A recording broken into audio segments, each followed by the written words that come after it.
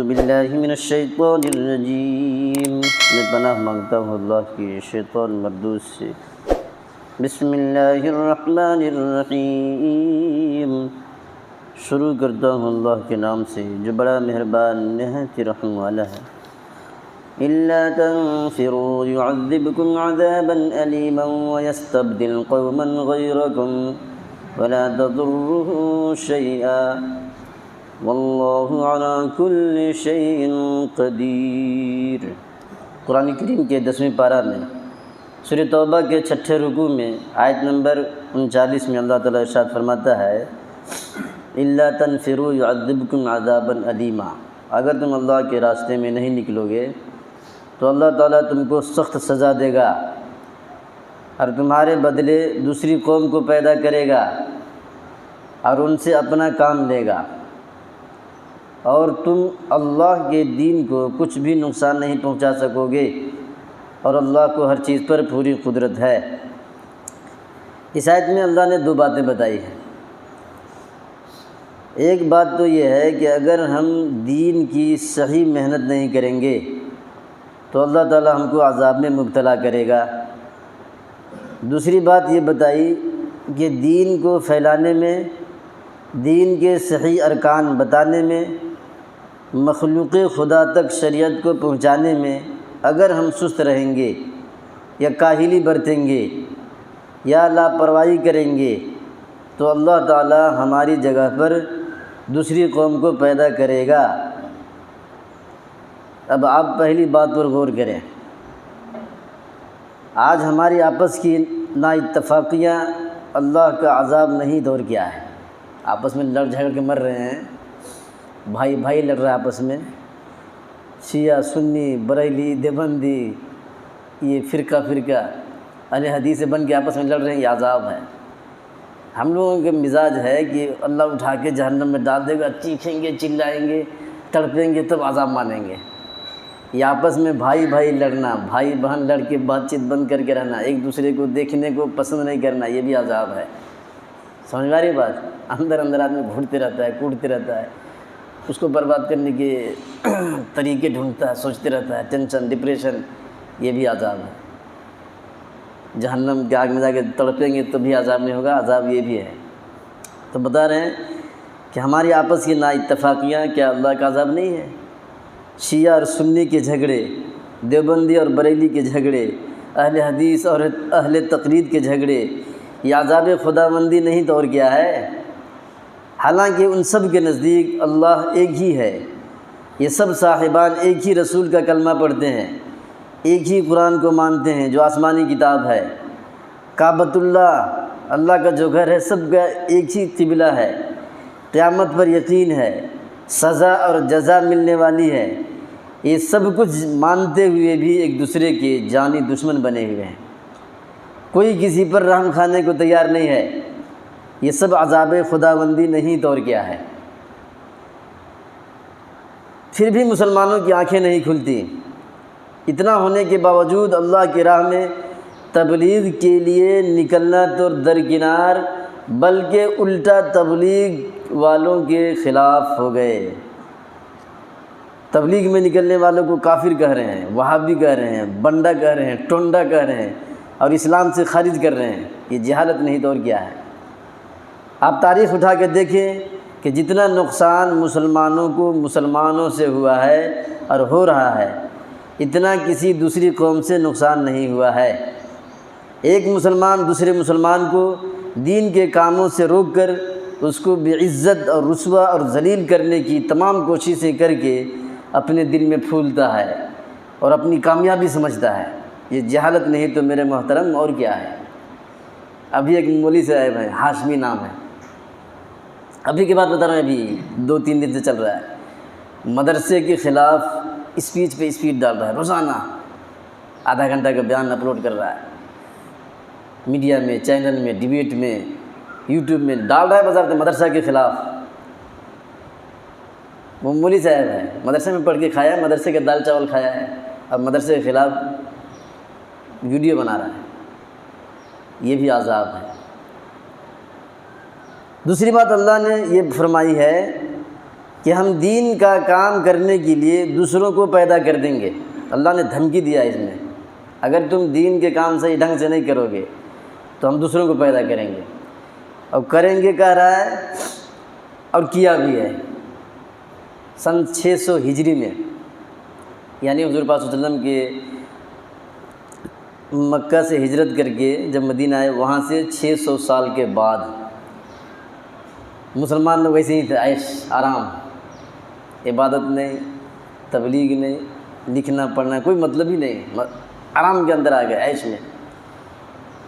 ایک قوم کو اللہ نے بھیجا، تاتاری قوم، اور ان تاتاریوں نے سب کو موت کے گھاٹ اتار دیا، اور وہ لوگ خود مسلمان ہو گئے، اور ان لوگوں نے دین کی محنت کیا۔ تو وہی بتا رہا ہے اگر تم نہیں کرو گے تو ہم دوسری قوم کو لائیں گے۔ اس لیے اچھی طرح سمجھ لیں، ہوشیار ہو جائیں، اللہ ہمارا کوئی محتاج نہیں ہے کہ ہم نہیں کریں گے تب بھی چپ رہے گا کہ ارے با یہ لوگ کرتے نہیں تمہیں کیا کرنے کی ضرورت نہیں، سب کو موت کے گھاٹ اتروا دے گا۔ ایسی قوم کو لائے گا، ایسا بادشاہ، ایسا سی ایم اور پی ایم لائے گا جو عذاب میں مبتلا کرے گا، مسلمانوں کو کٹوا دے گا، ختم کر دے گا، بعد میں وہ سب مسلمان ہو جائیں گے۔ یہ جو چل رہا ہے وہی ہے۔ ہم لوگ آرام چاہتے ہیں، خالی آرام، ہمارا بلڈنگ ہو، مکان ہو، زمین ہو، بینک بیلنس ہو، بس دین کے کام ہم کریں نہیں سوچتے کبھی بھی۔ اللہ کا کلام ہم دوسروں تک پہنچائیں، ایک سیکنڈ بھی نہیں سوچتے۔ کھانے کے لیے، پینے کے لیے، پیسہ جمع کرنے کے لیے، گھر بنانے کے لیے، زمین خریدنے کے لیے ہر وقت سوچتے رہتے ہیں۔ اللہ کا پیغام ہم دوسروں تک پہنچائیں، ایک منٹ بھی نہیں سوچے آج تک، تو عذاب نہیں آئے گا تو کیا آئے گا؟ وہی دھمکی دے رہا ہے کہ اگر تم دین کا کام نہیں کرو گے تو ہم دوسری قوم کو پیدا کریں گے۔ اللہ تعالیٰ بتا رہا ہے اس میں کہ اپنے دین میں پھولنا نہیں کہ ہم رسول اللہ کے مددگار ہیں، ہم محمد کے امتی ہیں۔ اگر تم درست نہیں رہے تو تمہیں خدا برباد کر کے اپنا دین کے لیے دوسروں کو پیدا کرے گا جو تم جیسے نہیں ہوں گے۔ تم اللہ کا کچھ نہیں بگاڑ سکتے۔ یہ نہیں سوچو کہ تم نہیں دین کا کام کرو گے تو دین ختم ہو جائے گا، ایسا نہیں ہے۔ اللہ دوسروں سے کام لے لے گا۔ اللہ سب کچھ کرنے پہ قادر ہے، وہ تمہارے بغیر بھی دشمنوں پر اپنے غلاموں کو غالب کر سکتا ہے۔ اگر ہم اللہ تعالیٰ کے دین کی حمایت نہیں کریں گے تو اللہ تعالیٰ دوسروں کو پیدا کرے گا، وہ دین کی محنت کریں گے، ہم ان سے جلتے ہیں تو جلتے ہی رہیں۔ اللہ تعالیٰ کو اس کی کوئی پرواہ نہیں ہے۔ اگر ہم سید زادے ہو کر، سید خاندان، سید گھرانہ کے ہو کر بھی گمراہوں کی سرداری کریں گے تو اللہ تعالیٰ ڈاکوؤں کو ہدایت دے کر ان سے دین کا کام لے لے گا۔ اگر ہم علم رکھتے ہوئے بھی گمراہی کی طرف مخلوق خدا کو گھسیٹیں گے تو اللہ تعالیٰ ان پڑھ جاہلوں کو ہدایت دے کر ان سے دین کا کام لے لے گا۔ اگر ہم مالدار ہوتے ہوئے بھی گمراہوں کی سپورٹ کریں گے تو اللہ تعالیٰ حق پرستوں کی مخالفت میں، اگر ہم مالدار ہوتے ہوئے بھی گمراہوں کی مدد کریں گے، حق پرستوں کی مخالفت میں دولت کو خرچ کریں گے تو اللہ تعالیٰ غریبوں سے کام لے لے گا۔ اللہ تعالیٰ تو ہر چیز پر قادر ہے، وہ تو ہوا سے، پانی سے، آگ سے، پرندوں سے، مچھروں سے، جس سے چاہے گا کام لے لے گا۔ اس لیے اپنے آپ کو محتاج سمجھیے، دین کی کام کریں، اللہ کا پیغام دوسروں تک پہنچانے کے لیے تھوڑا سوچا کریں۔ 20 پر 4 گھنٹہ میں 10-15 منٹ تو سوچا کریں کہ ہم اللہ کا پیغام پہنچاتے ہیں یا نہیں، اللہ کا کلام دوسروں تک پہنچاتے ہیں یا نہیں، دوسروں تک پہنچانے کی کوشش کیا کریں۔ ایک آدمی ہم سے یہاں ونی پنڈے کی بات بتا رہا ہوں، عیسائی ہے، ہیڈ ہے عیسائیوں کا، مطلب مولی صاحب ہے، وہ پادری جس کو بولتے ہیں آپ، پوپ۔ وہ کہہ رہا ہے یار تمہارا دھرم بڑا اچھا ہے، ہم سے ڈائریکٹ،